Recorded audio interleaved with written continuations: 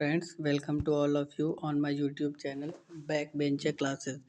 अब मैंने यहाँ पे क्या किया है कि जो आपका 5 जून को एग्ज़ाम होने वाला है एनटीपीसी का, 5 जून से स्टार्ट है एग्ज़ाम। तो उसके पर्सपेक्टिव से जो भी मैथ के इम्पोर्टेंट टॉपिक हो सकते हैं, उनको क्या किया है मैंने एफिशिएंट वे में, कैसे कम टाइम में एफिशिएंट वे में हम लोग एग्ज़ाम हॉल में क्वेश्चन को अटेम्प्ट कर पाएंगे और क्या अप्रोच होनी चाहिए हमारी क्वेश्चन को सॉल्व करने की, क्या अप्रोच होनी चाहिए, वो मैंने बेस्ट मेथड इसमें बताए हुए हैं। ठीक है, तो आप क्या करें, क्वेश्चन को देख लें और इस मेथड से क्वेश्चन को अटेम्प्ट करेंगे तो आपका काफ़ी एग्ज़ाम हॉल में टाइम जो है वो सेव हो जाएगा। देखिए, इस तरह का जो पहला क्वेश्चन है आपका, इस तरह के क्वेश्चन आपको एग्ज़ाम में देखने को मिलेंगे, ये श्योर है। पहला कह रहा है, एक वस्तु पर 20% की छूट देने के बाद प्रशांत उसे 2160 रुपये में बेचता है और 28% का लाभ कमाता है। यदि वस्तु को बिना किसी छूट पर बेचा जाए तो लाभ कितना होगा, ये पूछी है परसेंटेज में वैल्यू। इसमें होता क्या है, जो इस टाइप के क्वेश्चन होते हैं कि छूट देने के बाद इतने में सेल किया और 28% का लाभ कमाया और बिना छूट के अगर बेचा जाता है तो कितने प्रतिशत का लाभ होता है। इसमें जो ये डेटा दे रखा है, इसमें काफ़ी उलझाने की कोशिश करता है एग्जामिनर। इसका कोई यूज़ नहीं होता है, ये बस आपको उलझाने के लिए चीज़ें दे दी जाती हैं। ये वाला डेटा का कोई यूज़ नहीं करना, क्योंकि वैल्यू किसमें पूछी है, परसेंटेज में। ठीक है, करते क्या है, यहाँ से हम लोग ऑलवेज इस टाइप के क्वेश्चन में सीपी से, मतलब कॉस्ट प्राइस से मार्क प्राइस का रेशियो ले लेते हैं। कॉस्ट प्राइस से मार्क प्राइस का रेशियो ले लेते हैं। अब कॉस्ट प्राइस कैसे निकाला जाता है, जो हम लोग cost price, suppose that cost price हम लोग की 100 है। ठीक है, हम लोगों की कॉस्ट प्राइस कितनी है, 100 है। तो उसमें से डिस्काउंट देने के बाद जो आता है वो क्या आ जाता है, सेलिंग प्राइस आ जाता है। तो कॉस्ट प्राइस से मैंने डिस्काउंट यहाँ माइनस कर दूंगा तो वो मेरे पास कितना आ जाएगा, यहाँ से 100 माइनस 20, ये कितना हो जाएगा आपका, 80% हो जाएगा। ये आपका कितना हो जाएगा, 80%। और ये जो सेलिंग प्राइस आता है, सॉरी मार्क प्राइस कैसे आएगा, जब इसमें हम लोग प्रॉफिट को ऐड कर देंगे तो ये आपका हो जाएगा 128, क्योंकि 100 में जब हम लोग 28% का प्रॉफिट हो रहा है उसे ऐड करेंगे तो हमारे पास कितना आ जाएगा, 28। अब इसको सॉल्व कर लेंगे, लिस्ट फ्रैक्शन में ले जाते हैं वैल्यू को, तो ये आ जाएगा आपका 16 × 85 हो जाएगा। और ये कितना हो जाता है, 16 × 8 = 128। तो ये आपका रेशियो कितना आ गया, 5:8 का रेशियो आ गया। अब ये क्या कह रहा है कि किसी भी उसमें कोई भी छूट ना दी जाए। अगर कोई भी छूट नहीं दी जाएगी तो हमें आर्टिकल सेल कितने में करना पड़ेगा, 8 रुपीज़ में।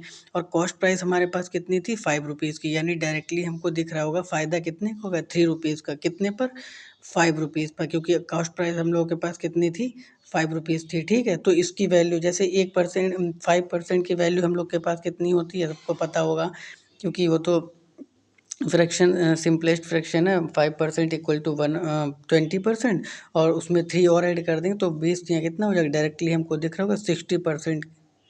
ठीक है, तो यही आपका क्या हो जाएगा, right answer. Option B will be right answer of this question. ठीक है, तो इसमें डेटा से कोई मतलब नहीं होता है, बट ये हम लोग को याद रखना है कि कॉस्ट प्राइस में से जब हम लोग डिस्काउंट माइनस करते हैं तो हम लोग के पास सीपी आ जाता है और एसपी आ जाता है, सॉरी।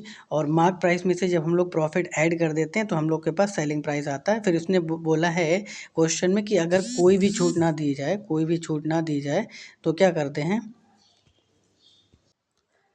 अगर कोई भी छूट ना दी जाए तो हम लोग को डायरेक्टली कितने का दिख रहा होगा, यानी 8 रुपीज़ में हमें सेल करनी पड़ेगी। और 5 रुपीज़ तो कॉस्ट प्राइस थी, डायरेक्टली फ़ायदा कितने का दिख रहा है, 3 रुपीज़ का, कितने पे, 5 पे। और ये फ्रैक्शन में आपकी वैल्यू कितनी, सॉरी परसेंटेज में कितनी वैल्यू आ जाएगी, 60%। Option B will be right answer of this question. चलते हैं अपने नेक्स्ट क्वेश्चन पे। कह रहा है कि एक ट्रेन अपनी सामान्य गति 16% बढ़ा देती है। 16% की वैल्यू कितनी, फ्रैक्शन में वैल्यू कितनी होती है 16% की, तो वो होती है 4/25। यानी किसी ट्रेन की स्पीड 25 से कितनी 4 बढ़ जाती है, यानी स्पीड कितनी हो जाती है, 25 से 4 बढ़ा दी स्पीड, तो स्पीड उसकी कितनी हो गई, वो हो गई आपकी 29। ठीक है, क्योंकि 4 बढ़ा दी। अब ये तो आपका स्पीड का रेशियो था, मैं यहाँ पे लिख दे रहा हूँ, वेट। उसका रेशियो था पहले कितना, 4/25 का फ्रैक्शन में वैल्यू। तो ये उसकी स्पीड का रेशियो दे रखा था, स्पीड इक्वल टू वॉट, कि 25 से उसने 4 स्पीड जब इंक्रीज़ कर दी तो स्पीड आ गई उसकी 29।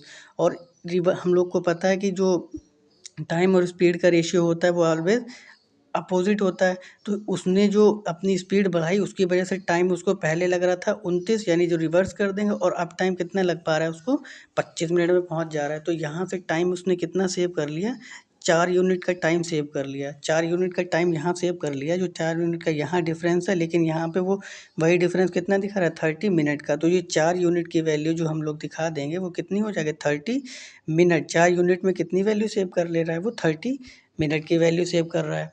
लेकिन इसने क्या पूछा है हम लोगों से, घंटे में पूछा है, तो इसको घंटे में कन्वर्ट कर लेंगे। तो 4 = 30 को भाग दे देंगे किससे, 60 से। तो ये हमारे पास कितना आ जाएगा 30 मिनट या फिर आधा घंटा हम लोग बोल सकते हैं। ये तो सबको पता ही होगा, ठीक है। तो यहाँ से अगर हम 1 यूनिट की वैल्यू निकालते हैं तो हमारे पास कितनी आ गई भाई साहब, ये आ गई हमारे पास 1 यूनिट इक्वल टू कितना आ गया 8। 1 यूनिट इक्वल टू क्या आ गया 8। अब क्या कह रहा है, सामान्य, कह रहा है कि सामान्य रूप से कितना समय घंटे में लिया गया। तो सामान्य हमारे पास रूप कितना था, सामान्य टाइम था कितना 29, और 29 को किससे डिवाइड कर देंगे, तो 29 को डिवाइड जब हम लोग 8 से करेंगे तो हमारे पास वैल्यू कितनी आ जाएगी 8 3 जा 24, रिमेनिंग कितना है 5, और डिवाइड बाय 8, रिमेनिंग यहाँ पे आएगा, ये आपका आ जाएगा 3 होल 5/8, जो कि ऑप्शन आपको बी में दिख रहा होगा, ठीक है। तो बी ऑप्शन जो है वो करेक्ट हो जाएगा। फिर चलते हैं इसी पे नेक्स्ट क्वेश्चन पे। क्या कह रहा है, कह रहे हैं एक निश्चित साधारण ब्याज दर पर निवेश करने पर एक राशि 15 वर्षों में अपने मूल मूल्य से 5 गुना हो जाती है। यदि धनराशि को समान ब्याज दर पर 2 गुने समय के लिए निवेश किया जाता तो अंतिम धनराशि क्या होती। कह रहे हैं कि कोई एक धनराशि है, अगर उसे 15 वर्षों के लिए जब हम लोग क्या करते हैं इन्वेस्ट करते हैं, तो वो जो है 15 वर्षों में कितने गुना हो जाती है 5 गुना हो जाती है। तो हम लोग क्या सपोज कर लेते हैं कि 1 रुपए की राशि थी, वेट यहाँ पे थोड़ा स्पेस कम हो रहा है, चलो इतने में हो जाएगा ना। तो यहाँ पे क्या कर देते हैं, कह रहे कि कोई 1 रुपए की राशि थी, ठीक है। तो वो अपने से किसी रेट पे 15 वर्षों में कितना हो जाती है 5 गुना हो जाती है। ये 15 वर्षों में जब 5 गुना हो रही है तो इस पे यानी हम लोग को 1 रुपए से 5 रुपए होने में कितना रुपए ब्याज मिला होगा, 4 रुपए का तो ब्याज मिला होगा। ये तो दिख ही रहा होगा, क्योंकि 1 रुपए हम लोगों की मूल लागत थी, 5 रुपए होगा यानी 4 रुपए उसे ब्याज मिला होगा। लेकिन ये ब्याज कितने टाइम पे मिला है, तो ये ब्याज मिला है आपको 15 साल में। साल को मैं 22 से लिख रहा हूँ, ठीक है। ये मिला आपको 15 साल में 4 रुपए का ब्याज, ठीक है।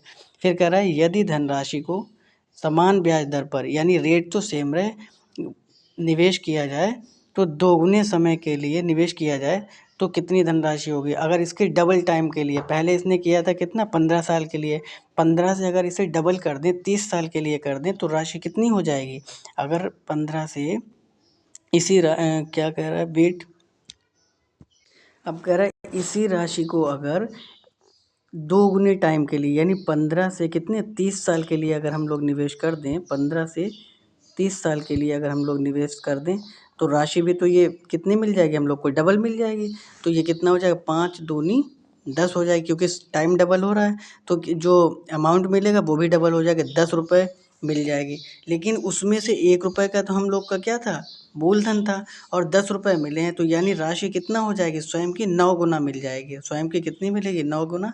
तो ऑप्शन बी जो है वो करेक्ट आंसर हो जाएगा। एक बार और मैं इसको समझाने की कोशिश करता हूँ, एक पेज में ऐड कर लेता हूँ यहाँ पे। देखिए क्या बोला है कि उसने बोला है कोई राशि है वो 1 रुपये, मैंने सपोज कर ली राशि हमारे पास कितनी थी 1 रुपये की थी, जो कितने साल में 15 साल में स्वयं की कितनी गुना हो जा रही थी 5 गुना हो जा रही थी। अगर 1 रुपये हम लोग के पास क्या था मूलधन था और 5 रुपये हम लोग को अमाउंट मिला, तो यहाँ से हम लोग को साधारण ब्याज कितना मिला होगा 4 रुपये का ही तो मिला होगा, 4 रुपये का ब्याज मिला होगा। अब ये कह रहा है अगर टाइम को डबल कर दें, राशि तो 1 रुपये ही रखें और टाइम को क्या कर दें हम लोग डबल कर दें, यानी 30 साल कर दें, तो हमें राशि कितनी मिलेगी। तो इसका डबल कर देते हैं, 5 का डबल कितना हो जाएगा 10 हो जाएगा। लेकिन 10 गुना राशि नहीं मिलेगी, क्योंकि 1 रुपये जो था वो आपका मूलधन था। तो आपको जो राशि हुई होगी वो स्वयं की कितनी हो गई 1 से 9 गुना हो गई होगी। यही आपका राइट आंसर है, ठीक है। 1 से कितना हुई है राशि 9 गुना यानी 9 टाइम इंक्रीज कर गई है। यही आपका राइट आंसर हो जाएगा। आई होप कि आपको अच्छे से समझ आया होगा। अगर आप चाहें तो स्क्रीनशॉट ले लें और फिर उसके बाद हम लोग चलते हैं नेक्स्ट क्वेश्चन पे। ये क्वेश्चन है देखिए, ये बहुत इंपॉर्टेंट क्वेश्चन है। इसमें क्या कह रहा है कि एक वस्तु को 19.5 रुपये में बेचकर एक डीलर को कितने का प्रॉफिट हो रहा है? 10% का प्रॉफिट हो रहा है।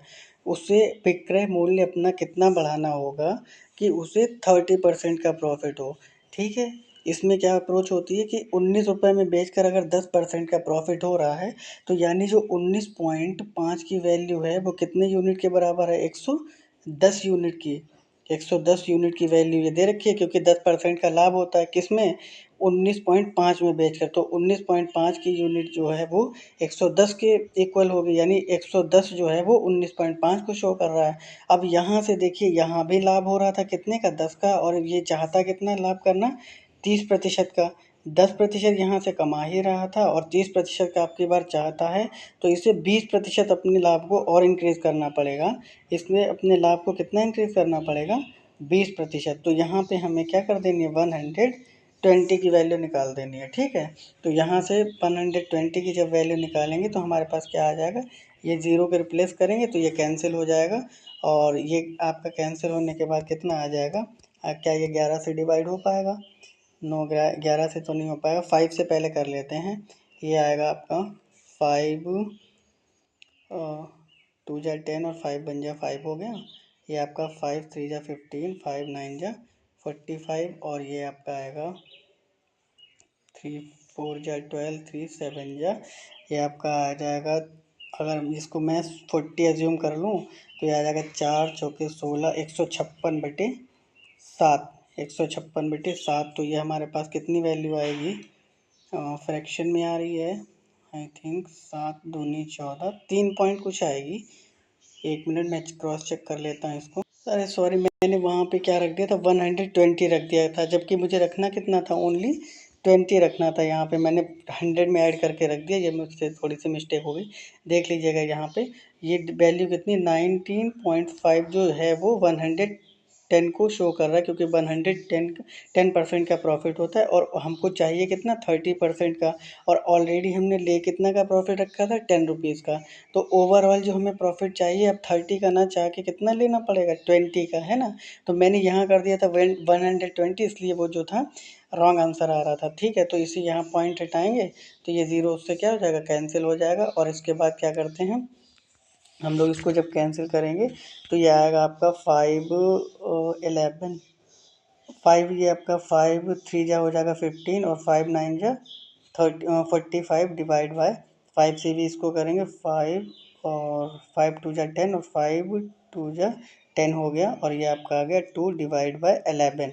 और जब इसको 11 से डिवाइड करोगे तो 11 3 जा 33, ये 3 पॉइंट समथिंग आपका ये आंसर जो है वो करेक्ट हो जाएगा, क्योंकि हम लोग के पास 39 को किससे डिवाइड करना पड़ेगा? 11 से, है ना? तो ये 11 3 जा डायरेक्टली आप दे सकते हो, एक ही ऑप्शन में दिख रहा है। Option A will be right answer of this question. Now we are going to our next question. ये नेक्स्ट क्वेश्चन क्या है कि वह अनुपात क्या है जिसमें उत्पाद ए जिसकी कीमत 70 रुपये प्रति 100 ग्राम है और उत्पाद बी जिसकी कीमत 100 रुपये प्रति 100 ग्राम है के साथ मिलाया जाना है, ताकि मिश्रण को कितना मिल पाए? 1.20 प्रति ग्राम की दर से बेचने पर 25% का लाभ हो जाए। तो इसमें क्या करना है? पहले हम लोग को यूनिट वाइज वैल्यू निकाल लेनी है। अगर 70 रुपये का 100 ग्राम है, सपोज कर लेते हैं 70 रुपये का कितने ग्राम है? 70 का कितना है? 100 ग्राम दे रखा है, 1 ग्राम में यूनिट है। तो 1 ग्राम हम लोग के पास कितने का हो जाएगा? तो ये हो जाएगा आपका 1 ग्राम 70 रुपये का 100 ग्राम था, तो हम लोग के पास 1 ग्राम की वैल्यू कितनी आ जानी है? 70/100। तो 1 ग्राम की जो रेट निकलेगा वो 0.7 रुपीज़ निकल आएगा। ऐसे ही हम लोग को दूसरे वाले का फाइंड कर लेना है कि अगर 100 ग्राम है तो 1 रुपये का 1 ग्राम हो गया। 1 रुपये का कितना हो गया? 1 ग्राम हो गया, ये तो दिख ही रहा होगा। ठीक है, तो 1 रुपये का 1 ग्राम हो गया।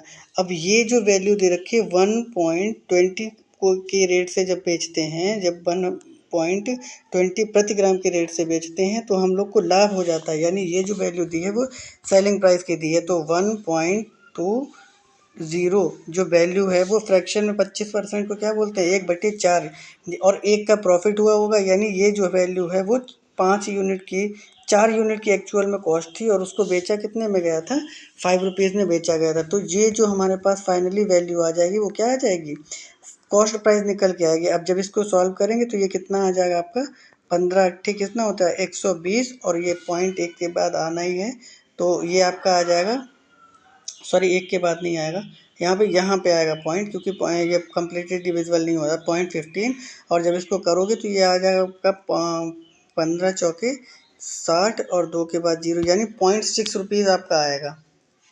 ठीक है, कॉस्ट प्राइस आपका कितना आ जाएगा 0.6 रुपीज़। अब इसको देखो सॉल्व कर लेते हैं।